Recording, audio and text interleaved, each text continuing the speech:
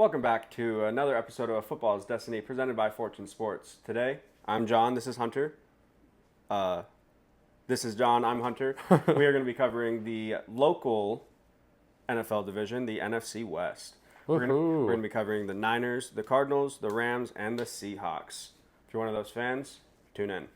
Also, the NFC reigning champs in the San Francisco 49ers, because we talked about the Super Bowl champion Kansas City Chiefs last week.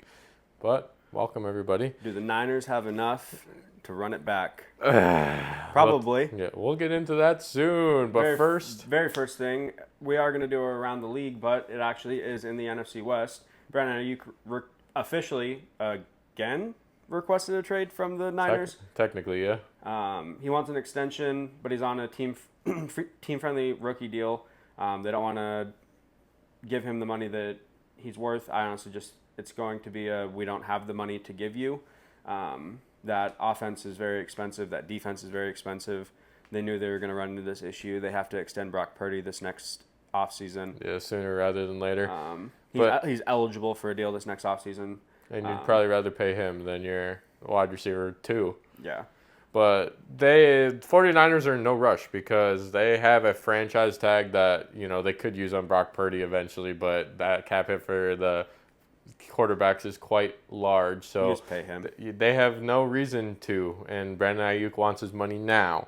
So with him requesting a trade, Hunter, what do you think is a realistic landing spot if he gets traded? Because the 49ers already came out and said, we're not going to move him. I would honestly say the Commanders, and that's where he wants to go. He wants to go play with Jaden Daniels. They played together at ASU. Shout out Sun Devils. Forks up. Forks up, baby. If you're not playing that new college football game, what the hell are you doing? But yeah, pair him with his college quarterback.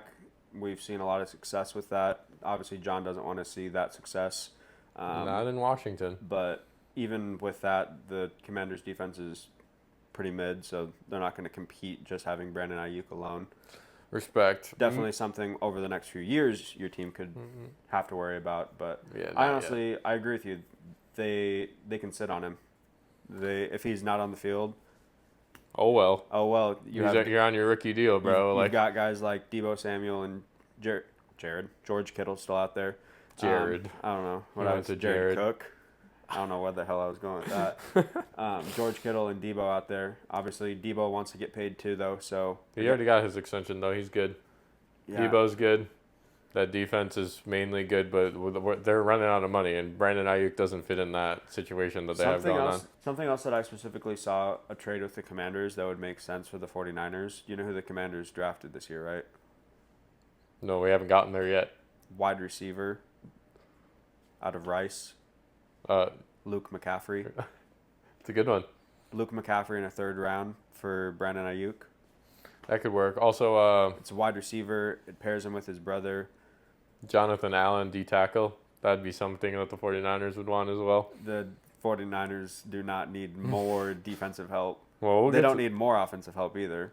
True, they're just all around great. But who do you think? Yeah, my team that I think he would go to if he gets traded is the Pittsburgh Steelers for a couple of reasons. One, they have two quarterbacks right now that are on very team-friendly deals. Russell Wilson's getting paid by the Broncos, and Justin Fields got traded over when he's still on his rookie deal. Even if those two quarterbacks aren't the answer, having Pickens and Ayuk as your wide receivers 1 and 2 coming in as a free agent quarterback or a rookie quarterback eventually in the next couple of years, that is very enticing to me. That's something that I would want coming into a situation, especially with a storied franchise like the Pittsburgh Steelers. So Brandon Ayuk, they have the cap space too for it. If he's in Pittsburgh, week 1, who do you prefer him throwing in balls? I think Russell Wilson should start, and then if it doesn't go well, Justin Fields is more than capable of taking over. So I know it's not the AFC North episode, but let's talk about that for a second. When you say doesn't go well, 1-4. Mean? You get 5 games. In my mind, if he's 3-2, you keep riding. You can still ride with him. So then week 10, you're still at 5-5. Yeah. So the way I think about it is 5-game increments. Like, I know it's an 18-week season, so you could technically go 6, but like you split your seasons up in the thirds, and you Well, say, throughout the first 6 weeks, Russell Wilson's got us 4-2. Let's keep riding it. But all of a sudden, now you're 4-10. Then you're probably switching it up. With the standard that is the Pittsburgh Steelers, if it was 1-4, he's gone. Yeah. Because Mike Tomlin, again, He's trying to without keep that streak, baby. without a 9-8 season, he just got an extension. We'll talk about that in a couple weeks. But without a 9-8 season, he might not be able to sleep at night. True that.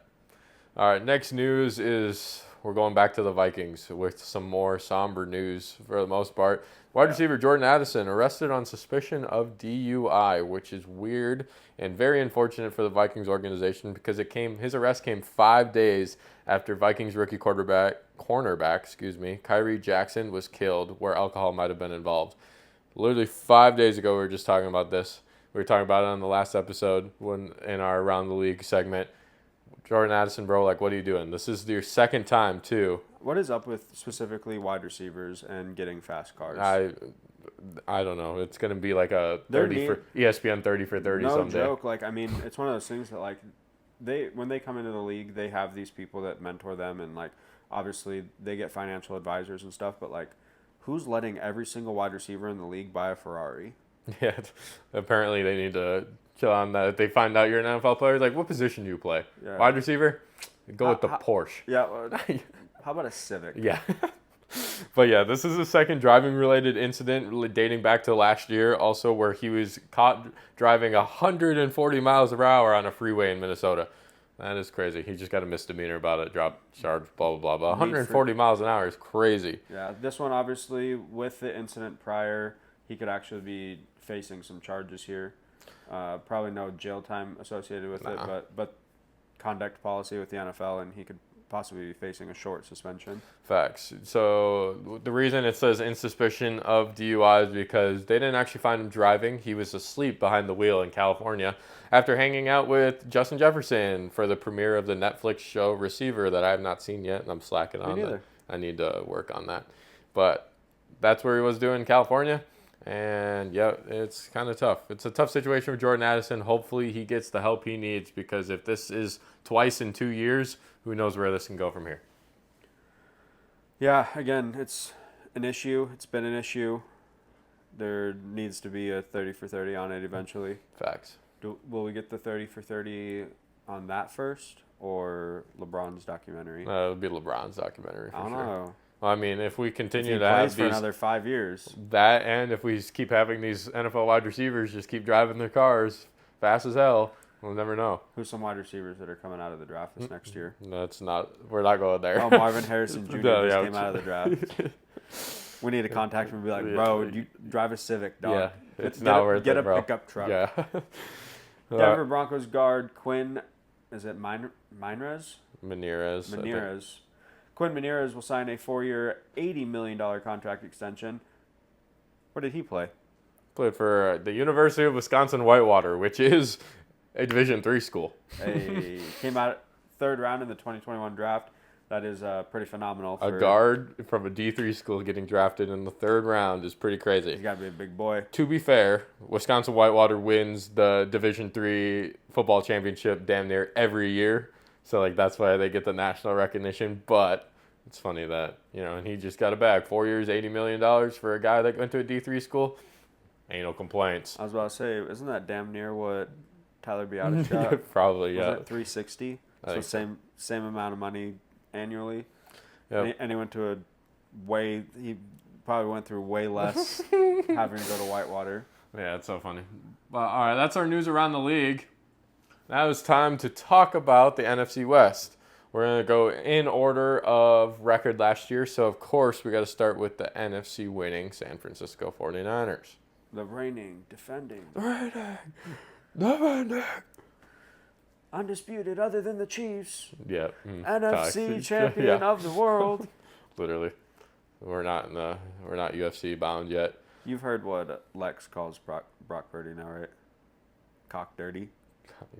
Gross. Literally. Yeah. All right, let's talk about who the 49ers signed and re-signed.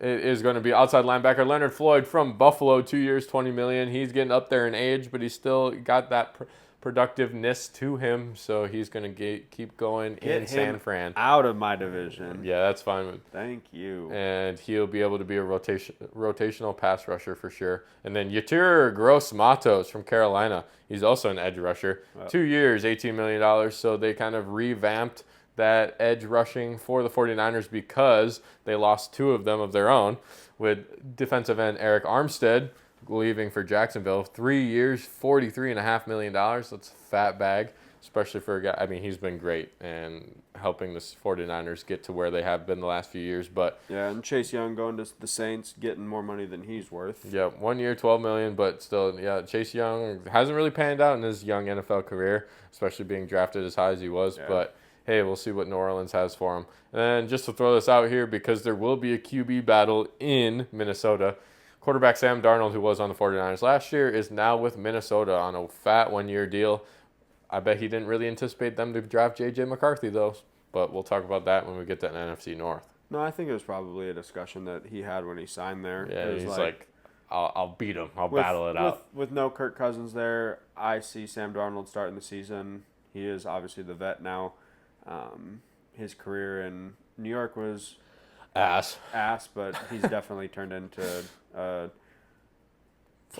tier 1 backup. Yeah, a formidable backup, I was going to say, so that's not too bad. Let's talk about 49ers trades. The Niners traded, they acquired in this trade defensive tackle Malik Collins with the Houston Texans for a 7th-round pick. So we'll see another defensive lineman coming into San Fran. You know, they love the rush passer. They love the blitz. They are great on defense. So continue to bring in those big boys up front because they play such a fast style of defense.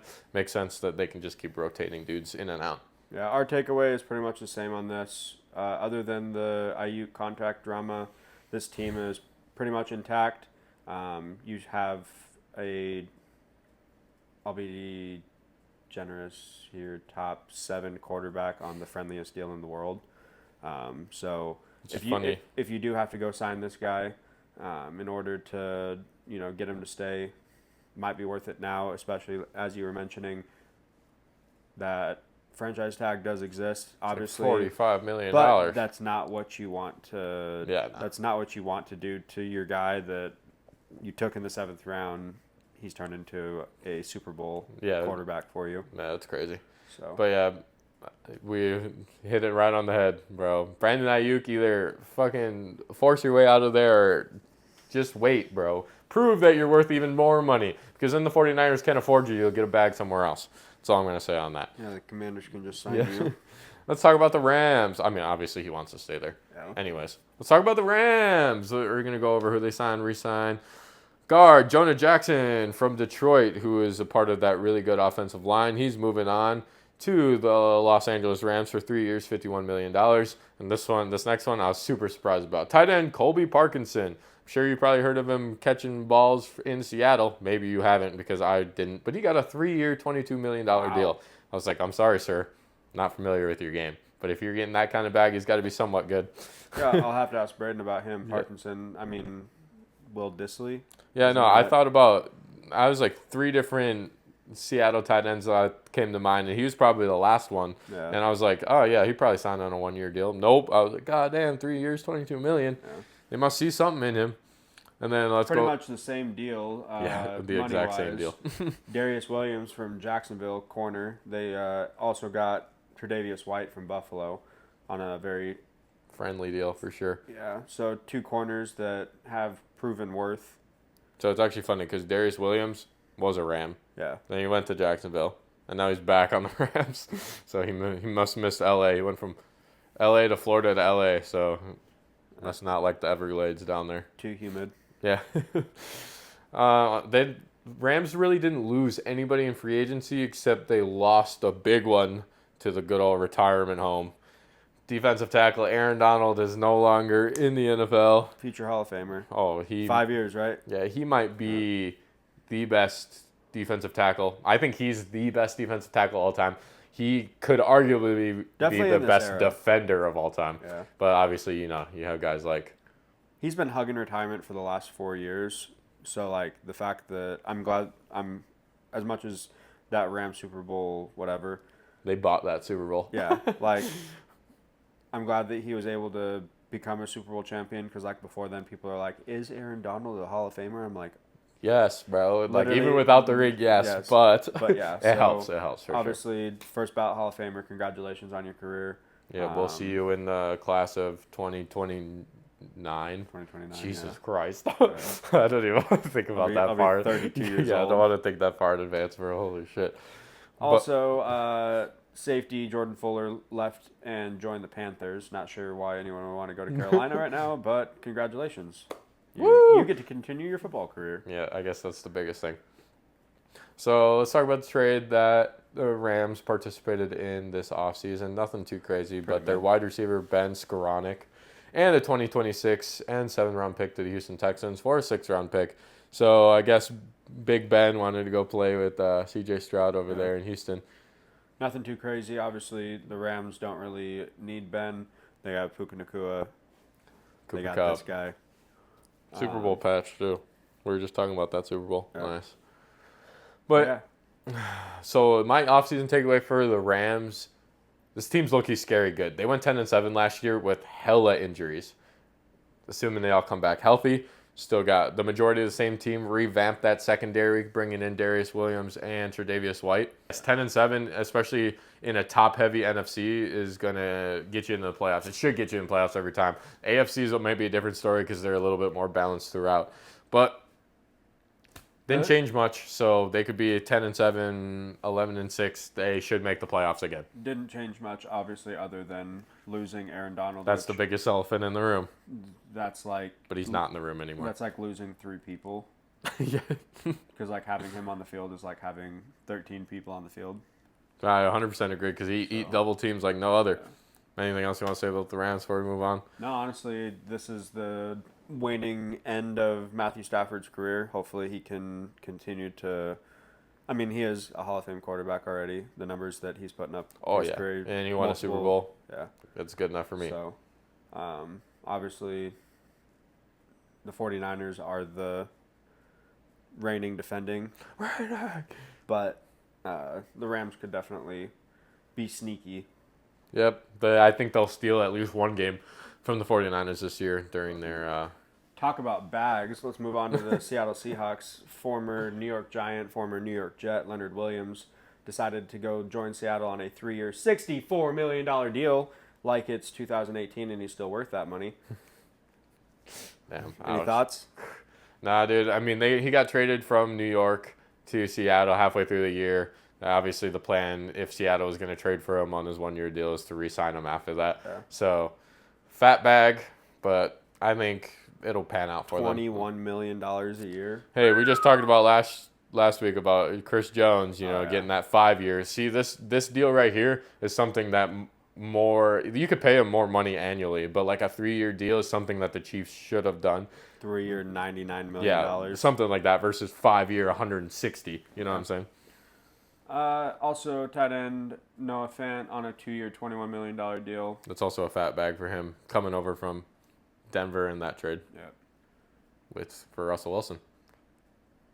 And then also they signed head coach Mike McDonald. I honestly, until I was literally looking at that and I was like, where the fuck is Pete Carroll? yeah, he's at home. Yep, at home on the couch. So crazy. Yeah, he spent the last 2 seasons as the Ravens defensive coordinator coming into Seattle, bring some of that firepower that the Ravens have had the last few years over to the Seattle area. 2 people that they lost in free agency. Guard Damian Lewis to the Panthers. Again, don't understand why people want to... That's a very tough rebuild to be a part of. But man got a bag 4-year, $53 million deal. He's hoping by that 4th year, Carolina's good. Why? Because they drafted a new quarterback next year.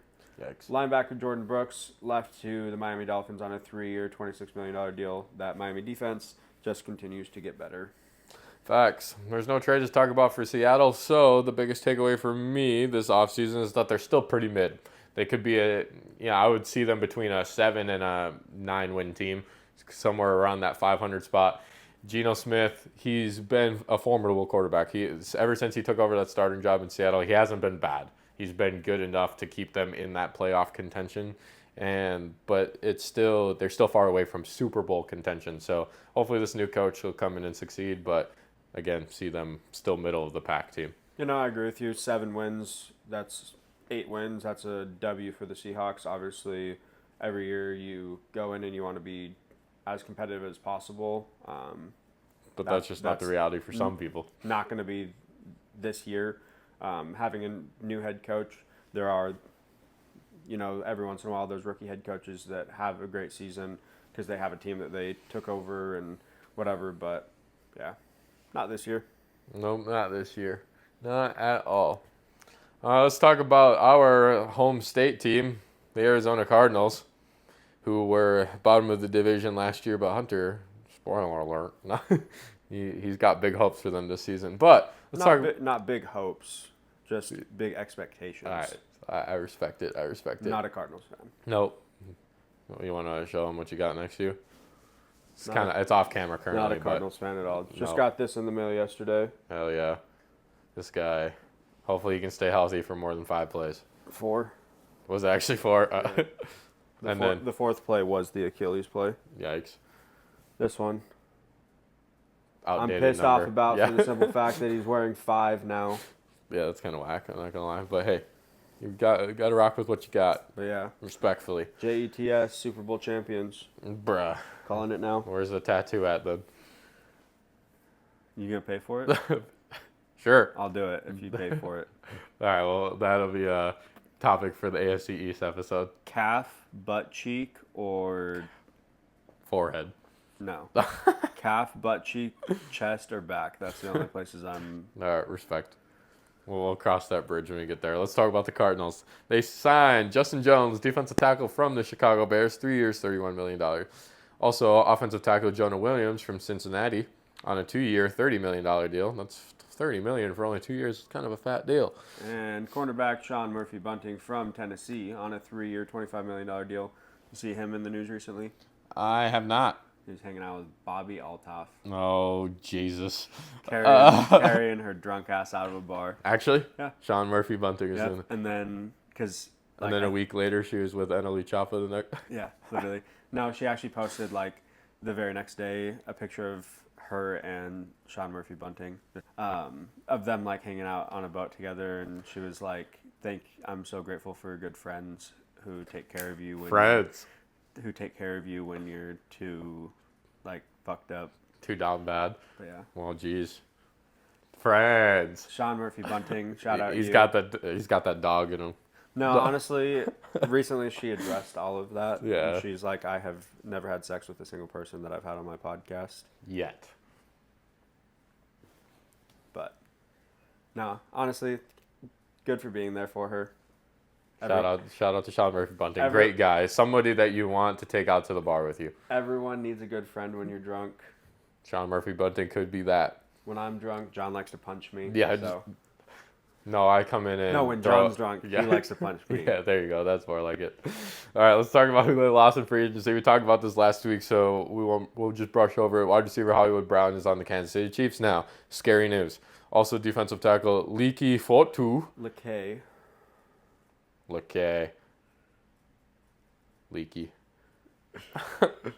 I like that one better. But he's on New York Jets for a 1-year deal. Shout out to you. All right, let's talk about this trade that the Arizona Cardinals did, because you don't really see this too often anymore in this era of draft capital. Wide receiver Rondell Moore was traded to the Falcons for quarterback Desmond Ridder. They kind of reset this quarterback room other than Kyler Murray. There's so many people in and out of there this last year, with Kyler being hurt for a majority of the season. So they have Desmond Ridder as Kyler's backup now. Kind of like a similar play style. Like John was saying, just straight up trade. No money involved, no trade, no picks, nothing. Just straight up player for player. Which, Desmond Ridder. Yeah, that doesn't happen very often. So I thought it was interesting. I had to bring that up. All right. So my biggest offseason takeaway, we'll obviously get to the draft stuff in a little bit here. But with Kyler having an actual wide receiver 1 now, I think that the Cardinals will make a huge leap this year. I believe that I end up having them as a 7 seed, which sucks for John, because then that means that the Cowboys are going to play the Cardinals in the first round. What happens when the Cardinals play the Cowboys? The last couple times, not good things. But it would be in Dallas. So Well, we see how well that panned out last year. 2-7. Literally. Okay. Anyways, my biggest takeaway for the Cardinals, I wish nothing but the best for my home state team currently.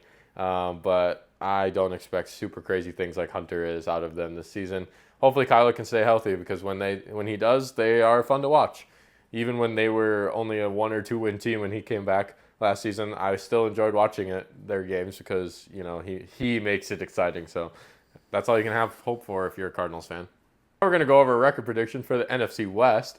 Before, we're going to talk about their records last season. 49ers went 12-5. Rams went 10-7. The Seahawks went 9-8. And the Cardinals were a measly 4-13. This season, like I said, I think that the 49ers are going to stay formidable in the NFC West, 14-3. I have the Cardinals going 11-6. The Seahawks 7-10 and the Rams 6-11. The Cardinals 11-6. Yep. They were 4-13 last year. They're just going to jump up to 11 wins Yeah, they didn't have their quarterback for 14, 15 weeks. And I guess a wide receiver one will help. Yeah. And we'll talk about their draft because I'm a huge fan of their draft, actually. So maybe this guy's onto something. I don't think that way. I have the 49ers going 13-4, probably being the 1 seed in the NFC yet again. Rams going 10-7, sneak into the playoffs once again. Seahawks taking a step back a little bit by 1 game, 8-9. And then the Cardinals doing better than last year, but still not great, 6-11. So we have our flip-flopped right there with the Cardinals. So we'll see how that pans out, Captain. We both think the Seahawks are going to be mid. We think that the 49ers are the team to beat in the NFC. And these other 2 teams have a whole lot to prove. All right, now let's talk about the 2024 NFL Draft from the eyes of the NFC West. We're going to go in order from the division last year. So obviously we'll start with the 49ers yet again. Round 1, pick 31, wide receiver, Ricky Purcell from Florida.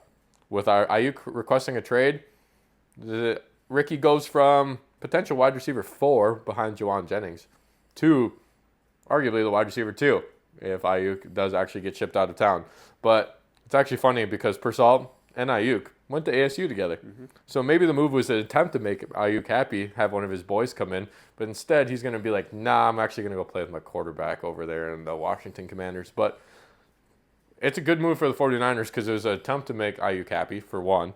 And then they get depth at wide receiver as well. So the 49ers are pretty smart in their front office, whatever they're doing something right. Yeah, and I mean, drafting the trades that they've been able to execute, getting Christian McCaffrey a couple years ago, that front office, who is it?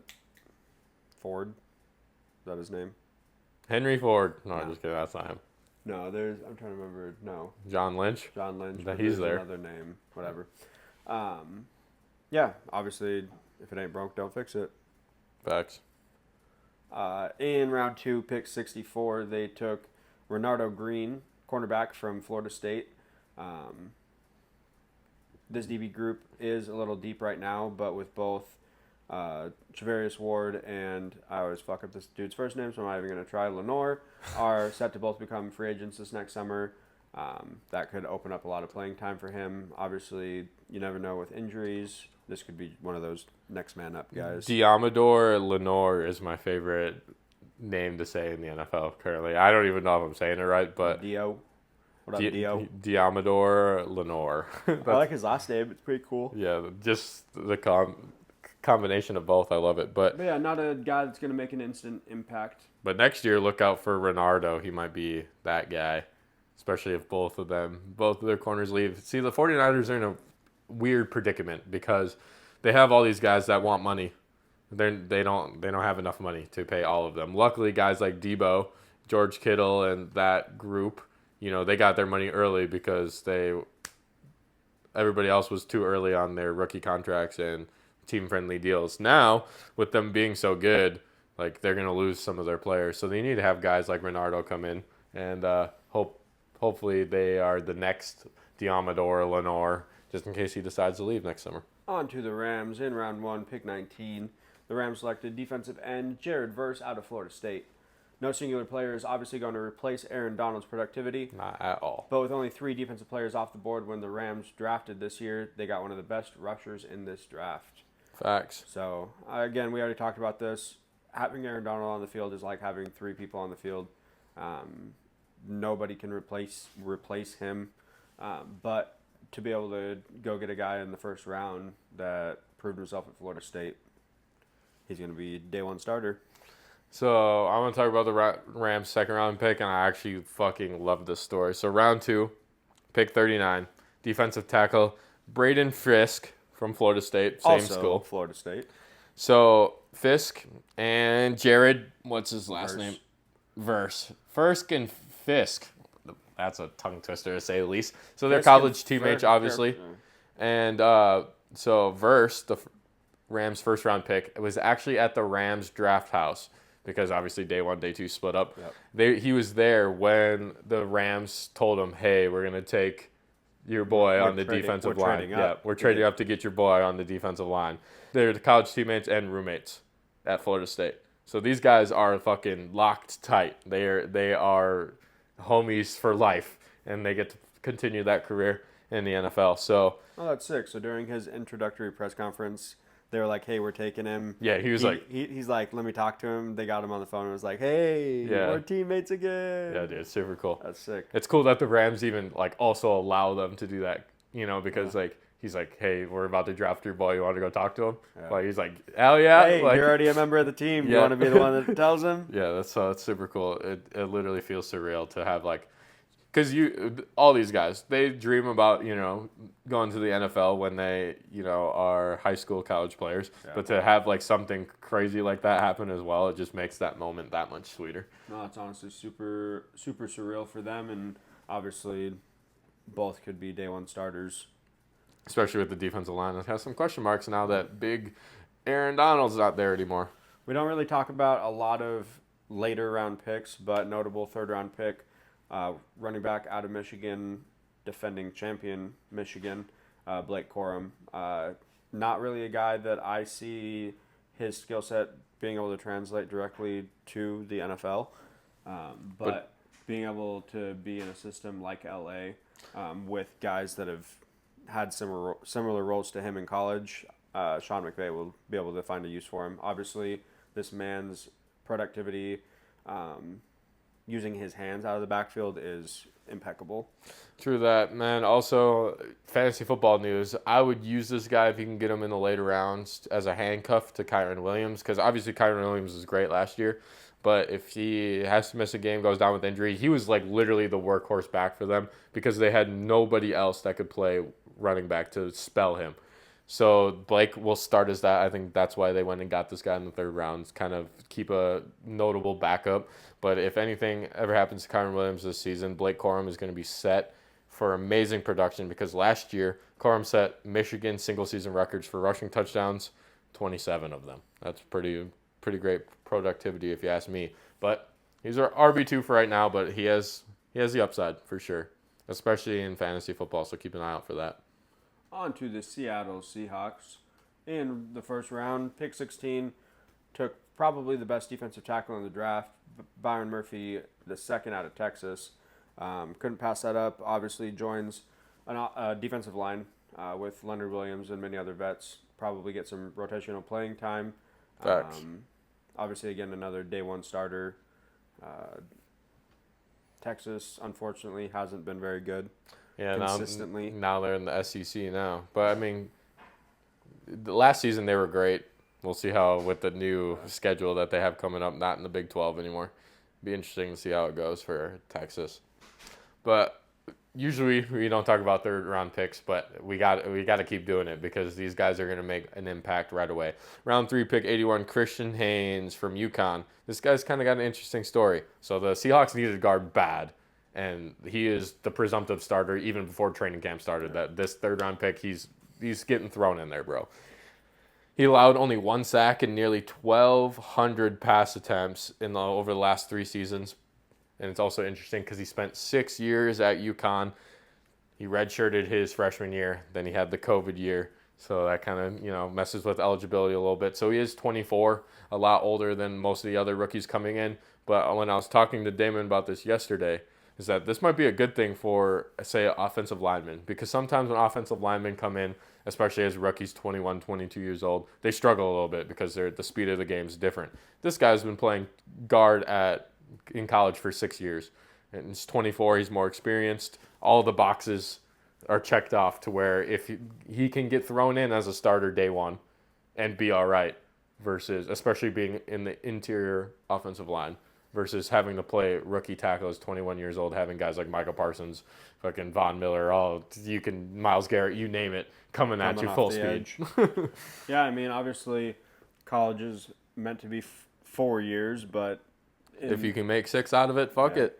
I hope that, I mean, with red shirts, obviously you can do 5 easily. The COVID thing is a little special, but allowing just 1 sack and 1,200 pass blocks is absolutely crazy. Yeah, dude. So. This guy's going to be really good and especially for the Seahawks to get him in the 3rd round. What more could you ask for? I bet most people passed up on him because of that 24-year-old thing. If you get him in the 3rd round, I see that as a benefit, but that I'm not in an NFL front office, so they don't ask me the hard questions. The Cardinals got the biggest boom or bust guy in the draft. Marvin Harrison Jr. out of Ohio State. Pick Obviously, 4. Absolute stud while he was there. Anyways, there's not much to say other than he's the wide receiver 1 in Arizona now. But I do want to bring this up. I saw this. Pro Football Focus has him as between the 9th and 14th best wide receiver in fantasy football this season. That is way too high in my opinion. Yes, could he be that good? Yes. But if you're drafting him expecting him to be that good, there's too many question marks on this offense. They could run James Conner and their 3rd round pick that we'll talk about, Trey Benson. They could run them to the ground and also be like a play action Kyler attack. Also runs the ball 7 times a game. Kyler Murray is a running quarterback. There's too many question marks for me to say that he's the 9th or between 9th and 14th best wide receiver in fantasy football. I can think of, even in this division, DK Metcalf, Puka Nacua, Cooper Kupp, also fucking Brandon Ayuk if he stays on the 49ers. Debo. I mean, you're not going to take George Kittle over him in fantasy football perspective, but those are 5 wide receivers and an arguable tight end that you would take over this. And that's just this division. That puts him, 7th at best in the division. There's no way he's 9th best in the NFL. Jay Jettis, Tyreek Hill, CeeDee Lamb, Jamar Chase, Garrett Wilson. Literally, Chris Olave. Fucking, it's crazy. So the fact that he has him that high, if you're taking advice from me for fantasy football, don't draft him that high. If he falls to you, for sure, take him 3rd round, 4th round. If he falls that far, great. If he doesn't, don't bother with a 2nd round pick on him. Cardinals had 2 first-round picks this year. They were able to get a defensive edge presence, Darius Robinson, out of Missouri. The Cardinals only had 33 sacks last year, which is their worst since 2010, so obviously they needed the Cardinals just needed a lot of help last year. I think that going into last season, and I think that it's unfortunate in professional sports, but like going into last season knowing that you don't have your quarterback, like you just don't give the effort that you should. You should, yeah. Like, and players, coaches, whatever, can come at me for saying that, but like the effort through the first 13, 14 weeks was not the same as it was once Kyler was back. It's true. Well, also because like when you go down 14-0 with like a 4th string quarterback that wasn't here to start your team, like in the back of your mind, it's a long shot that you're coming back. If you do, then you start playing with that intensity. But until the offense like proves to you that you have a chance to win this game, when you have Kyler Murray at the helm, even if you're down 21-0, you know in the back of your mind there's a chance. So I got to go out, play 110% always. With Josh Dobbs and company throughout Clayton Tune from last season, like there's no way in fuck you are playing. Clayton Tune. You could be playing 95%, but you're not playing 100. No, not at all. I agree with you with that, but yes, some coaches would get pissed off about that. So that was a great point. Round 2, pick 43, Max Melton, cornerback out of Rutgers, 1 or 2 defensive backs to run a sub 4.340 at the combine this year. Obviously, combine record was broken this year, but that was on the offensive side of the ball, correct? Sub 4.3, that is absolutely fucking phenomenal. He'll be in the mix to earn a starting spot and at the very least have some playing time. Sean Murphy-Bunting coming over obviously kind of puts a damper in that. They got a couple more vets, but if this guy's running that fast, I would love to have him as a slot corner. No cap. And in round 3, we kind of touched on this a little bit. Pick 66, running back Trey Benson from Florida State. We talked about handcuffs for Kyron Williams. This is your handcuff in fantasy football for James Conner. James Conner gets the ball a lot. He takes a beating because he's more of a run between the tackles type of guy. Where Benson, of his 1,900 rushing yards over the last 2 seasons at Florida State, 60% of them were outside the tackles, which he's lightning fast. He ran a 4.39 40-yard dash at 6 foot, 215 pounds. It's a big dude running very fast. Yeah. And if his specialty is running outside the tackles, it literally could be a 1A, 1B situation in Arizona, which is why, going back to the Marvin Harrison point, if these two guys are leading your backfield, Kyler Murray's pulling it on read options every once in a while. The passing attack is not the number one option for Arizona, even though it might be enticing to see. You didn't pick with the 4th overall pick, you didn't pick a wide receiver for no reason. That doesn't mean he's not going to eat, but he's not going to have the production that you need in a fantasy football setting. No, I absolutely love this pick. Oh, yeah, me too. Trey Benson, James Conner has been able to, put out 1,000-yard seasons consistently no matter where he's been. To be able to take a little bit of that off of him so that he can stay in Arizona long term. Stay healthy even for a whole season. Yeah. But yeah, like John said, handcuffing him with James Conner, especially in leagues where you have multiple flexes, where you have multiple running back spots. Yeah, deep benches, like any of that. Once we get into week 8, week 9, there's 4 teams on a bye week at a time. This will be perfect. All right, Hunter. Give me your takeaway from this entire NFC West and just a little closing remarks. 2 things. Hit me. The 49ers, they're them. Always have been, arguably. The biggest thing with that is I'm going to say Brandon Ayuk will not be a Niner. You don't think so? Even week 1. Despite them saying that we're not moving him? Week 1. He will not. My guess is that he will be a Commander. Second takeaway is I do think that the Cardinals will take a big jump this season. Being able to go get some pieces on defense. John Murphy Bunting is a huge piece for them. Being able to have a healthy, hopefully fully motivated Kyler Murray, now that he has a true, can't argue at wide receiver 1. So. All right. Well, since you talked about the top and the bottom of the division last year, I'll talk about the 2 teams in the middle. For the Rams, your window of opportunity is closing. Yes, you had the emergence of Puka Nacua last year as a rookie, but outside of that, Cooper Kupp is getting old. Matthew Stafford's getting old. You already lost Aaron Donald. It hasn't been as bad as I thought when you went to go get all these pieces to essentially buy yourself a Super Bowl. A couple years ago, I thought after that, they were going to have to tank for years and years and years just because they just spent all their money getting old veteran players. Luckily, that rebuild didn't last very long, and they're back in somewhat of contention. But with Matthew Stafford, like I said, with all these guys aging, it's now or never. So I would see them as a team that maybe makes a splash somewhere. I could see them, they're high on my list to sign Justin Simmons and those other Stephon Gilmore, people like that are not on a team as we're recording this of July 18th that should be and arguably will be on a team week 1. So opportunity is closing for the Rams. For the Seahawks, it's another year of mediocrity. I don't know. You haven't really made super huge splashes. Hopefully this head coach comes in and coaches you up to win a couple more games than you're supposed to, but outside of that, you've had some good pieces, but nothing shoots out at me to say that the Seahawks are a contender. So how do you make that happen? Time will tell.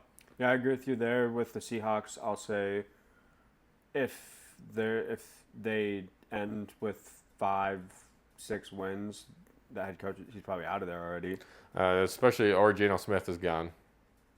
Really depends on what the season looks like, but yeah. I think Geno Smith, it's so tough because it's especially with how friendly his deal is right now. With the Seahawks, bro, when you talk about the individual pieces, you could say hey, these guys could really do something with DK, Tyler Lockett, JSN. Yeah. You got Kenneth Walker in the backfield. Talk about the defense, Leonard Williams. and other defensive line company. Linebacking core really ain't it, but you got Witherspoon and Tariq Woolen on the other side. Like, all these pieces, when you talk about them individually, sound like, wow, these guys could be good. So what are they missing? Hopefully, it might have been the head coach. We'll see how that pans out. But if it isn't that, then it's the quarterback. It always goes back to that. See, and I don't think that the issue wasn't Pete Carroll, but maybe Pete Carroll's scheme with the people that he had. Yeah, or something along those lines for sure. You bring in a defensive-minded guy, so you think maybe the offense will be, okay at what they're doing right now. It's going to be the defense. Again, everyone was quite impressed with what Geno has done. Yep. Oh, me included for sure. Everyone kind of expected him to go to Seattle to have his career die. Yeah, that was going to be it. But he's better now than he ever has been. Yep. 100%. Looks like West Virginia, Geno Smith. Facts. But it'll be a lot of question marks coming on NFC West, other than the 49ers will probably be on top yet again. But that will conclude another episode of Football's Destiny presented by Fortune Sports. Hunter, John, we'll be talking about the AFC East, your division, next week, and hope for the best from the Jets and company. But until then, we will see you next time. Take care of yourselves. We love you. Thank you so much for tuning in. We will see you next time. Stay safe. Peace out. I'm just trying to get paid. Call me Odell Beckham, cause I'm always making plays. And alright, designer, bitch, Gucci, fuck your J's.